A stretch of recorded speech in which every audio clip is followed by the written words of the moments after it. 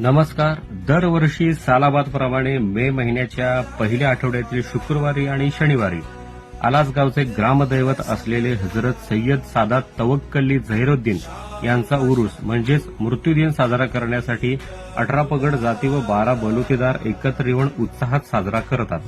उरुसाची तारीख ठरली की 8 दिवस आधी नगारा वाजवून त्याची ग्वाही दिली जाते आणि इतर कामाला सुरुवात होते. दर्ग्यासमोर राहणाऱ्या मुजावरांचा पूजेचा प्रत्येक दिवस हा वाटून दिलेला असतो. त्यानुसार तो त्याच दिवशी पूजेला बसतो. तसेच पुढची येथून काही फकीर म्हणजेच दारोदारी जाऊन भिक्षा मागणारे मकानदार लोक हे देखील तेथे येतात. दर्ग्याच्या समोर असलेल्या पटांगणात व बाजूला खेळणी, भांडी, विविध वस्तूंची व खेळण्यांची दुकाने तसेच खाऊंची दुकाने व महिला व लहान मुलांसाठी करमणुकीसाठी पाळणे व झोकाळे येतात. त्यानंतर 2 ते 3 दिवस हा उरूस अगदी उत्साहात साजरा होतो.